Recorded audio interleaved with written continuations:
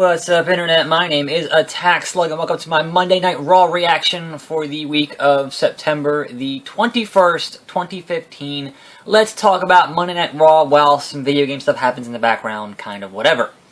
And this week, Raw opened up with fighting. Like, there was brief promo, and then guys were just throwing hands, and that's fantastic. How many weeks in a row has it been where Raw opened with a goddamn 20-minute promo? I am so tired of Raw opening with a promo each and every week to establish what's going to happen over the course of a 3-hour show. So, thumbs up on that. It wasn't actually a match. It was the Wyatts and Reigns, Ambrose, and Randy Orton. We're all throwing hands there a bit. And shockingly enough, we didn't have Teddy Long walk out and be like, now hold on a minute, player. Holla holla. And make a 6-man tag match to the main event. That didn't happen. So we're breaking tradition here on a number of levels. But let's get into what the focus of this episode of Raw was, and that is Corporate Kane and Demon Kane apparently is a split personality deal the way that they're booking it. And if that sounds familiar, it's because they pretty much did the same thing or a similar thing in TNA with Abyss. Now, granted, Abyss was kind of a Mankind ripoff, knockoff in the first place, so it all comes full circle. But yes, Corporate Kane is not aware of Demon Kane, and the mask is missing, etc., etc.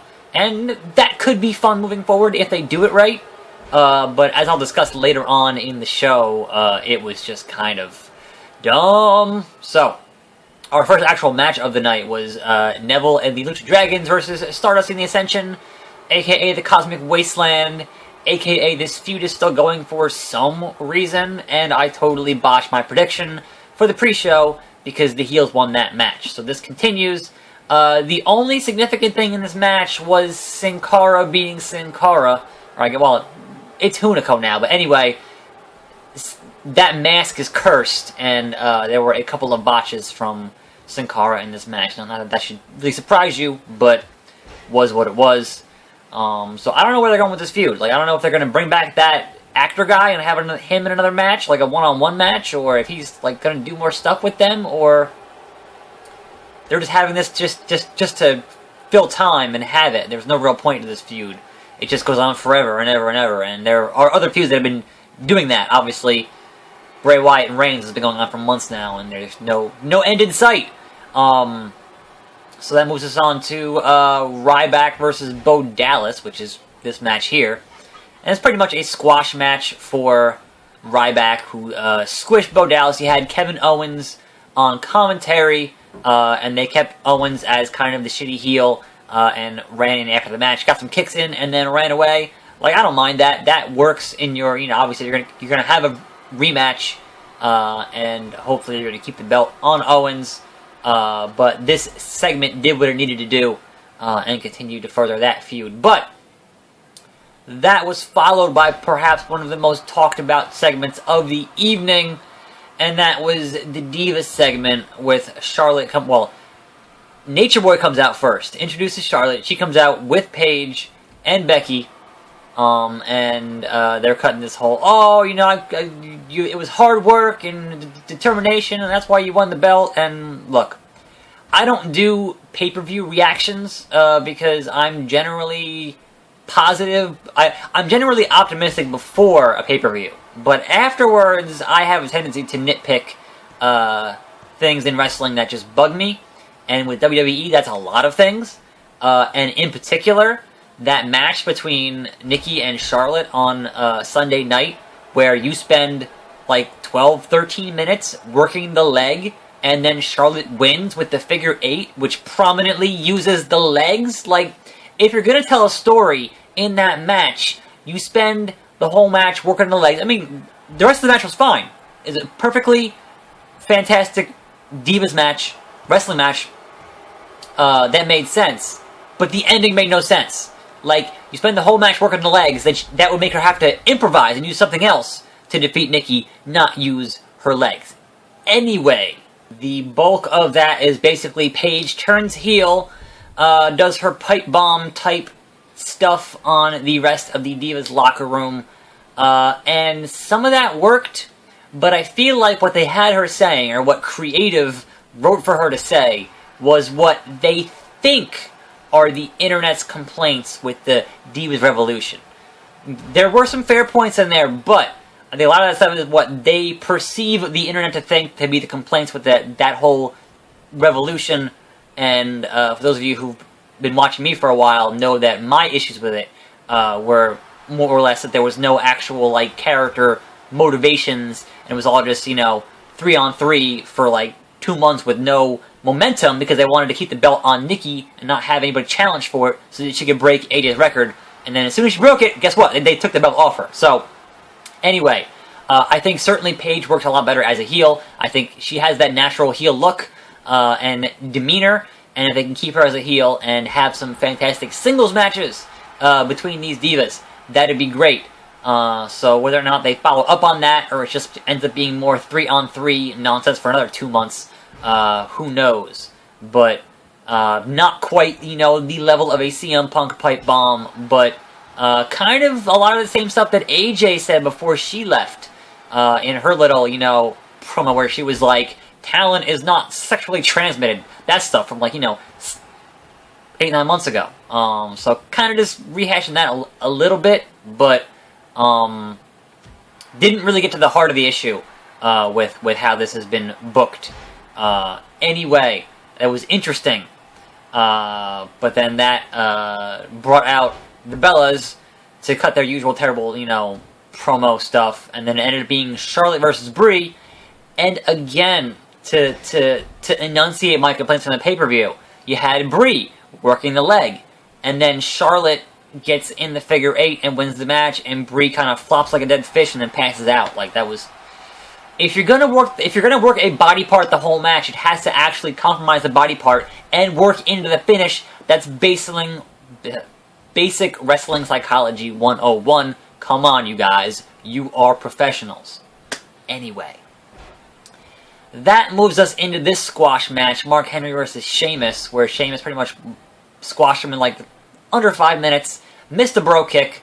Sheamus continues to be the blandest thing on the roster that I do not care about at all, and glad that he didn't manage to cash in his Money in the Bank. I don't want to see Sheamus as champion, but perhaps he'll pull a Sandow and cash in and lose. Always possible. Then, due to the Beetlejuice invocation of Paige, Natalya still exists and is on this roster and is backstage. And if they turn her heel, that'd be great.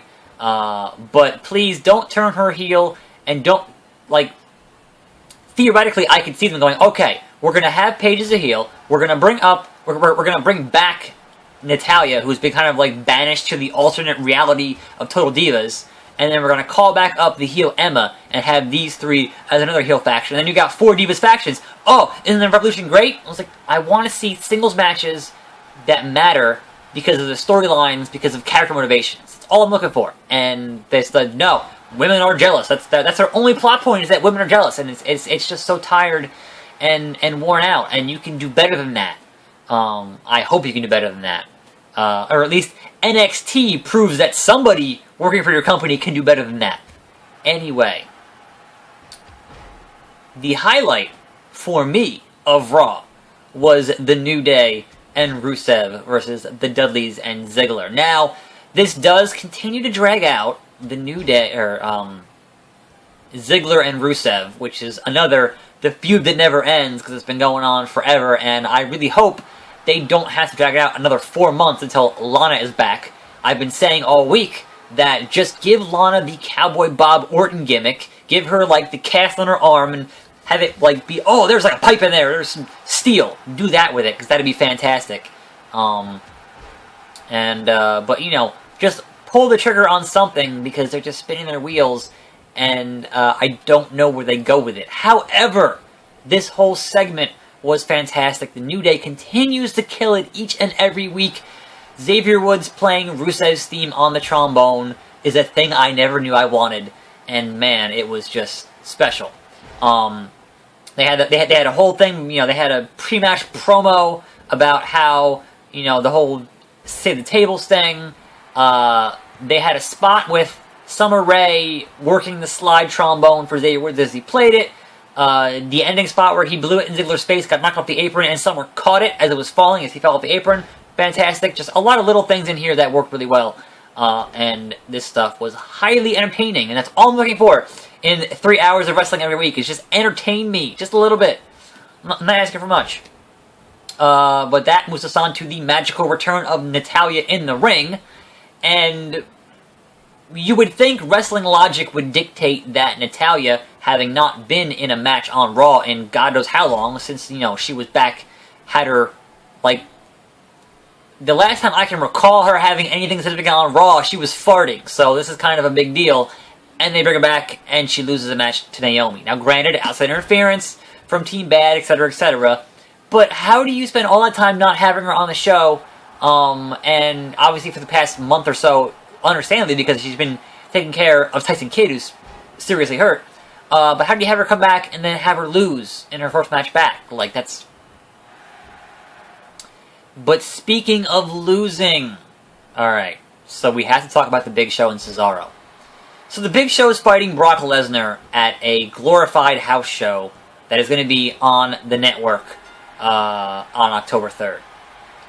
Now, obviously, the logic in WWE is that we're going to have to make Big Show look powerful so that he looks like a threat to Brock Lesnar. And never mind the last time he fought Lesnar at the Rumble a couple years back, he just got destroyed with a steel chair, etc., etc.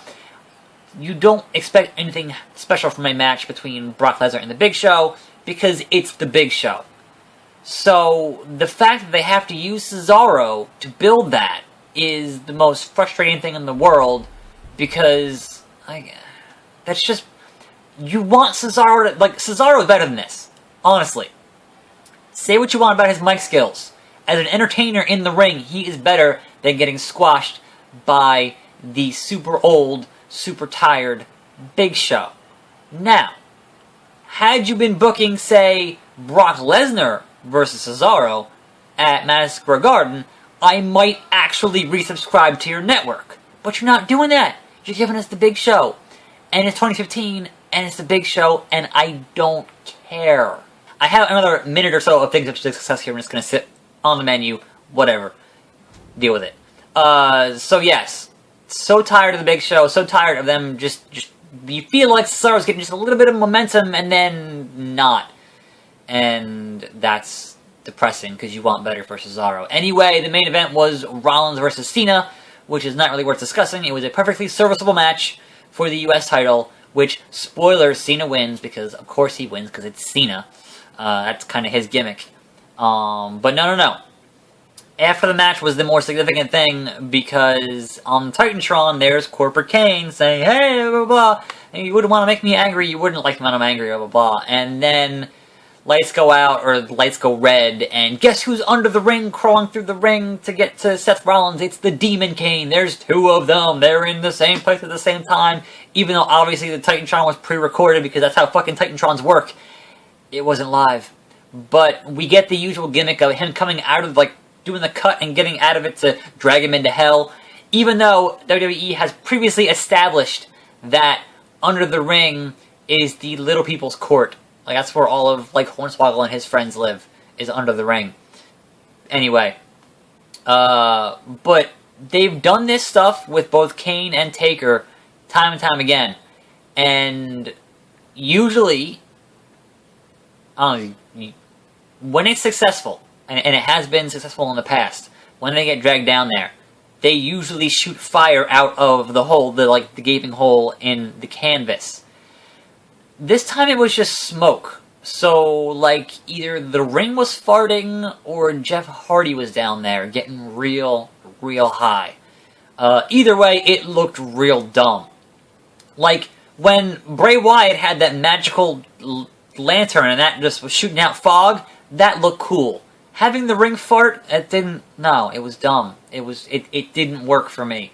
It was just one of the lamest things I've seen in a long time, and kind of removed any tension from that at all, because it was so funny. So, that was Raw, for the week of September 21st, 2015. Those were my thoughts on Raw. And as always, I am your host, TaxSlug. I will see you next week for more Raw, but obviously every day for more videos. And I will see you next time right here on this channel. And I'm out!